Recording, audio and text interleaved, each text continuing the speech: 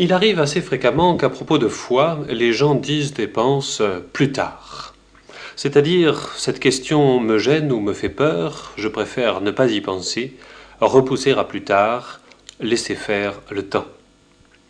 Pour ma part, lorsque j'ai l'occasion de le faire, je n'hésite pas à dire à ces personnes « cela reste à voir ». C'est-à-dire, êtes-vous sûr que ce soit la meilleure solution?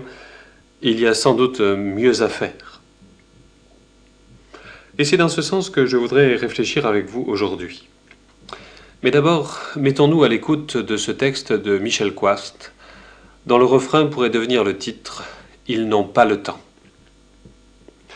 Je suis sorti, dehors les hommes sortaient. Ils allaient, ils venaient, ils marchaient, ils couraient. Les vélos couraient, les voitures couraient, les camions couraient, la rue courait, la ville courait, tout le monde courait. Ils couraient pour ne pas perdre de temps. Ils couraient à la suite du temps, pour rattraper le temps, pour gagner du temps. Au revoir, monsieur, excusez-moi, je n'ai pas le temps. Je repasserai, je ne puis attendre, je n'ai pas le temps. Je termine cette lettre car je n'ai pas le temps. J'aurais aimé vous aider, mais je n'ai pas le temps. Je ne puis accepter, faute de temps. Je ne puis réfléchir, lire, je suis débordé, je n'ai pas le temps. Tu comprends, vous comprenez, ils n'ont pas le temps. L'enfant joue, il n'a pas le temps tout de suite, plus tard. Le lycéen, il a ses cours et tellement de travail, il n'a pas le temps, plus tard. Le jeune homme, il fait du sport, il n'a pas le temps, plus tard. Le jeune marié, il a sa maison, il doit l'aménager, il n'a pas le temps, plus tard. Le père de famille, il a ses enfants, il n'a pas le temps, plus tard. Les grands-parents, ils ont leurs petits-enfants, ils n'ont pas le temps, plus tard. Ils sont malades, ils ont leurs soins, ils n'ont pas le temps, plus tard. Ils sont mourants, ils n'ont... Trop tard, ils n'ont plus le temps. Ce texte a le mérite, je crois, de souligner qu'on ne peut pas repousser indéfiniment certaines choses.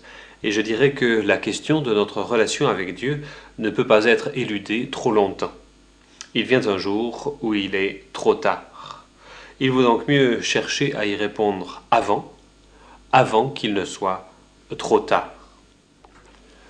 Et même si notre réflexion d'aujourd'hui ne porte pas sur le temps en général, ni sur le bon usage du temps dont nous disposons, disons tout de même ce que chacun sait, mais que personne ne veut admettre, à savoir qu'on a le temps pour ce qu'on veut.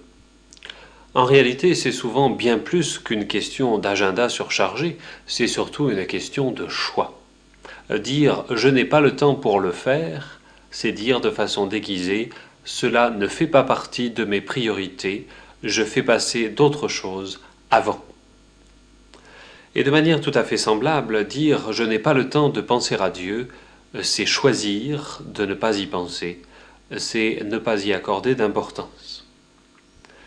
Et pourtant, écoutez ce que dit la Bible.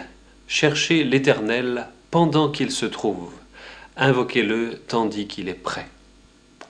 Cherchez le Seigneur pendant qu'il se trouve, cela veut dire que nous sommes actuellement dans une période de liberté totale que Dieu nous invite à mettre à profit pour le chercher. Mais cette période ne durera pas éternellement. Au jour que Dieu a choisi, elle prendra fin, et alors les jeux seront faits. Il sera trop tard pour se dire que le temps est venu de prendre le temps de penser à Dieu. Tournez-vous vers le Seigneur maintenant qu'il se laisse trouver. Et c'est là qu'intervient la notion de ce que la Bible appelle l'aujourd'hui de Dieu. Voici ce qu'elle en dit. Dieu fixe de nouveau un jour appelé aujourd'hui. Si vous entendez la voix de Dieu aujourd'hui, ne refusez pas de comprendre. Ainsi, cet aujourd'hui n'est pas seulement un jour, mais un laps de temps appelé également le temps de la patience de Dieu.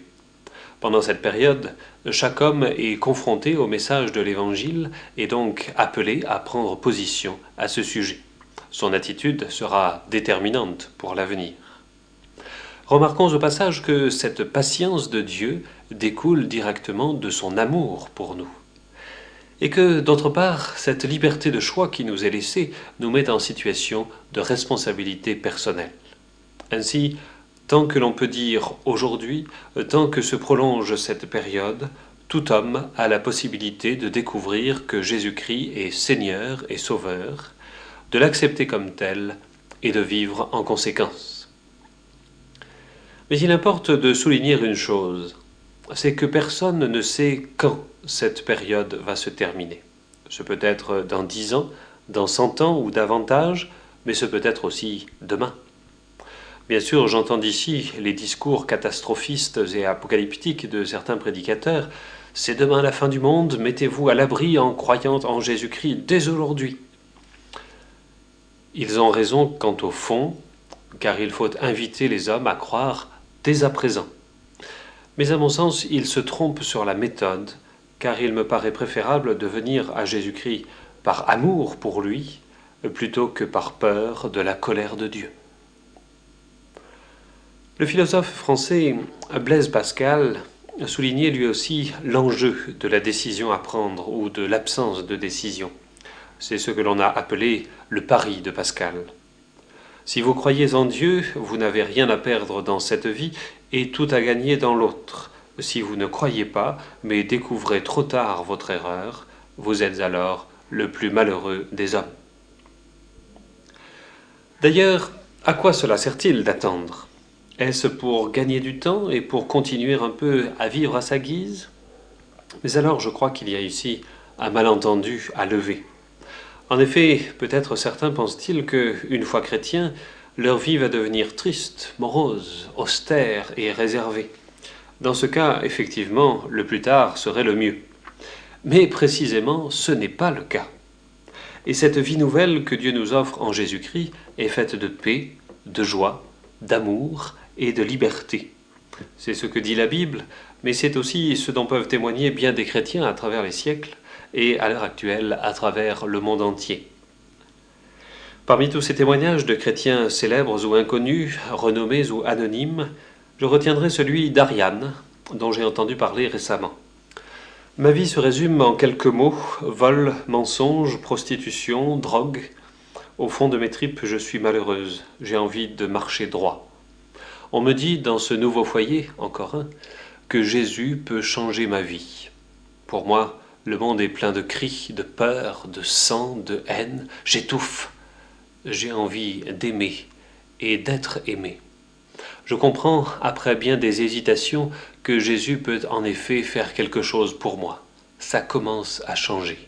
Je dois avancer, faire des progrès, laisser Dieu me rendre de plus en plus libre de tout ce qui m'empêche de vivre vraiment. Une certitude, j'ai choisi le bon chemin.